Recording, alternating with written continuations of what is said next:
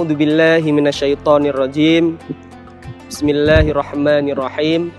Rabbi shrah li sadri wa yassir li amri wahlul 'uqdatam min lisani yafqahu qawli.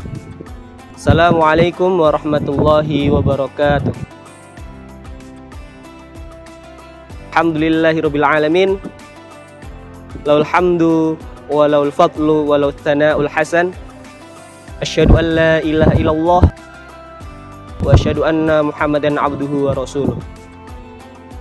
Allahumma sholli wa sallim ala nabiyyina Muhammad miftahu babi rahmatillah adada ma fi ilmillah salatan wa salaman daimaini bidawami mulkillahi ta'ala wa ala alihi wa sahbihi ajma'in. Amma ba'd. Saudaraku yang insya Allah dirahmati oleh Allah Subhanahu wa Ta'ala, sudah sepantasnya dan seharusnya kita bersyukur kepada Allah Subhanahu wa Ta'ala atas segala nikmat yang telah diberikan kepada kita, yaitu nikmat Islam, nikmat iman, dan nikmat ihsan, dan juga kenikmatan dan kesempatan yang telah diberikan kepada kita sehingga kita dapat bertemu kembali pada bulan Ramadan tahun ini. Semoga amalan-amalan yang telah kita perbuat, yang telah kita lakukan di hari-hari kemarin pada saat bulan Ramadan dapat diterima oleh Allah Subhanahu wa Ta'ala. Amin ya rabbal alamin. Berbicara tentang amalan-amalan di bulan Ramadan, ada beberapa amalan yang dapat membuat Ramadan kita menjadi lebih bermakna dan lebih bernilai tentunya, sesuai dengan syariat dan yang telah diajarkan oleh Rasulullah Shallallahu Alaihi Wasallam. Yaitu ada apa saja? Yakni yang pertama, yaitu ketika kita sebelum menjalankan puasa di bulan Ramadan, kita disunahkan untuk melakukan sahur. Dan yang diutamakan di sini adalah mengakhirkan waktu sahur. Yakni tidak di tengah malam, tapi mendekati waktu ditegakkannya azan sholat subuh. Ada hadis dari Anas Zaid bin Sabit yang pernah makan sahur bersama Nabi Shallallahu Alaihi Wasallam. Lalu Anas bertanya, berapa lama waktu Nabi ketika melakukan sahur dengan waktu azan subuh tiba? Lalu Zaid bin Sabit mengatakan bahwasannya Nabi Muhammad melakukan sahur sekitar 50 ayat Al-Quran yang ia baca. Hadis riwayat Bukhari. Maka di sini banyak ulama mengatakan bahwasannya Nabi Shallallahu Alaihi Wasallam sahur sangat dekat sekali dengan dikumandangkannya azan subuh. Dan adapun juga firman Allah Subhanahu wa Ta'ala di dalam surat Al-Baqarah ayat 187, A'udzu billahi minasyaitonir rajim. Bismillahirrahmanirrahim. Wa kulu washrabu hatta yatabayyana lakumul khaytul abyadu minal khaytil aswadi minal fajr. Yang artinya, dan makanlah dan minumlah sampai jelas, sampai terang kepada kamu benang putih dari benang hitam, yaitu waktu fajar.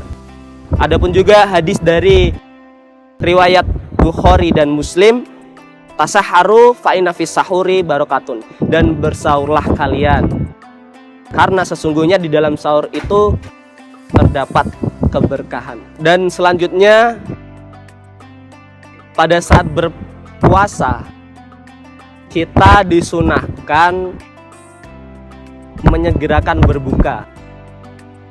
Artinya di sini adalah menyegerakan ketika matahari terbenam, kita disunahkan untuk segera berbuka, karena itu adalah tanda kebaikan seorang muslim. Sebagaimana sabda Nabi SAW yang artinya, sesungguhnya manusia itu akan selalu ada dalam kebaikan selama mereka itu menyegerakan berbuka puasa.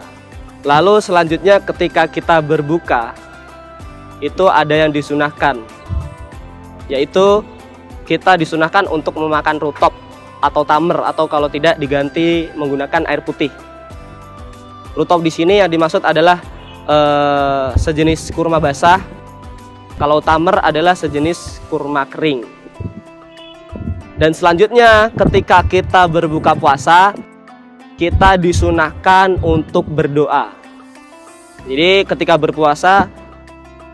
berbuka puasa, jadi tidak hanya berdoa berbuka puasa, tapi juga dianjurkan dan diperbolehkan untuk berdoa dengan doa yang lain, seperti Allahumma gfirli wali walidayya robbana atina, atau doa yang kita hajatkan. Karena sesuai dengan sabda Nabi SAW, di antara waktu terkabulnya doa adalah ketika orang itu berpuasa saat dia sedang berbuka. Tuh. Jadi kita waktu berbuka puasa, disitulah ada waktu-waktu yang mustajab untuk kita berdoa. Selanjutnya ketika setelah berbuka puasa, di sini ada sunnah lagi di waktu malamnya, yaitu melakukan sholat malam dan tarawih berjamaah di masjid. Berdasarkan sabda Nabi SAW, barang siapa yang melakukan sholat malam di bulan Ramadan dengan penuh keimanan dan mengharapkan pahala, maka akan diampuni dosanya yang telah lalu. Hadis riwayat Bukhari. Kemudian setelah itu ada lagi yang disunahkan, yaitu ketika kita berpuasa, kita disunahkan untuk memberi makan orang yang berpuasa. Seberapa besar orang yang memberi makan orang yang berpuasa? Hadis Nabi SAW, beliau mengatakan, barang siapa yang memberi makan orang yang berpuasa, maka dia akan mendapatkan pahala seperti orang yang berpuasa itu, tanpa mengurangi pahala orang yang berpuasa sedikit pun juga. Jadi betapa besarnya orang yang mengasih makan orang yang berpuasa itu, sehingga dia mendapat ganjaran dan pahala seperti orang yang berpuasa, tanpa mengurangi pahala orang yang berpuasa itu. Lalu yang selanjutnya, kita disunahkan untuk memperbanyak melakukan amalan-amalan kebaikan. Di antara yang dikatakan oleh Ibnul Qayyim, yaitu kita memperbanyak zikir, memperbanyak berdoa, memperbanyak sedekah, dan sering membaca Al-Quran. Karena Nabi SAW juga sering menghatamkan Al-Quran pada saat bulan Ramadan. Dan bulan Ramadan itu juga adalah bulan yang mulia, yang dimana di dalamnya diturunkan Al-Quran, seperti firman Allah di dalam surat Al-Baqarah ayat 187, A'udzubillahi minasyaitonirrajim, Bismillahirrahmanirrahim, Syahrul Ramadan alladzi unzila fihil Qur'an hudal linnasi wa bayyinatin minal huda wal furqan. Bulan Ramadan adalah bulan yang di dalamnya diturunkan Al-Quran sebagai petunjuk untuk umat manusia, dan penjelasan-penjelasan untuk petunjuk itu serta menjadi pembeda antara yang hak dengan yang batil. Yang selanjutnya yaitu kita dianjurkan untuk meninggalkan kata-kata kotor, hal yang sia-sia, atau maksiat, hal-hal maksiat. Seperti sabda Nabi SAW, barang siapa yang tidak meninggalkan kata-kata kotor ataupun dusta, lantas ia melakukannya, maka Allah tidak akan lagi peduli pada makan dan minum yang ia tinggalkan. Hadis riwayat Bukhari. Jadi ini sangat penting bagi kita, ya, ini yang dimana ketika kita melakukan kata-kata kotor atau perbuatan yang sia-sia atau maksiat, tapi kita berpuasa, maka puasa kita ini tidak akan dipedulikan lagi oleh Allah Subhanahu wa Ta'ala dan tidak berguna bagi kita.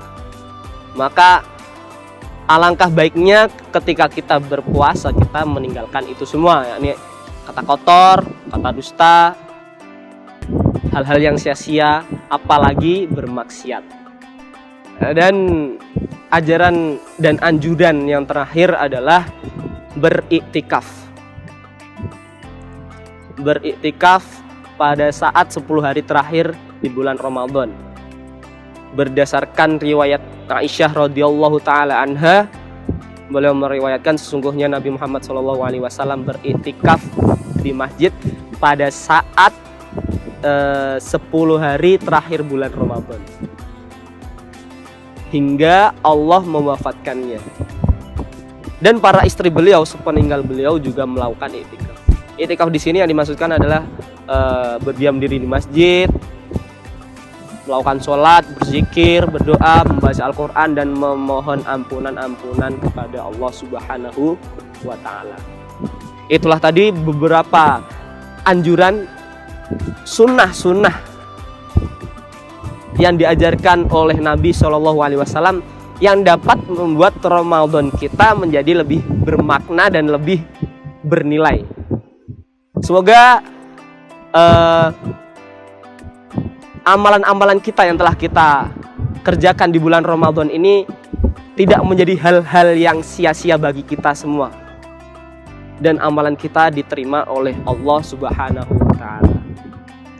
Mungkin itu yang dapat saya sampaikan. Apabila ada kesalahan saya mohon maaf. Apabila ada kesalahan kekurangan dalam tutur kata, saya memohon maaf. Nun wal qalami wa ma yasturun. Billahi taufik wal hidayah. Assalamualaikum warahmatullahi wabarakatuh.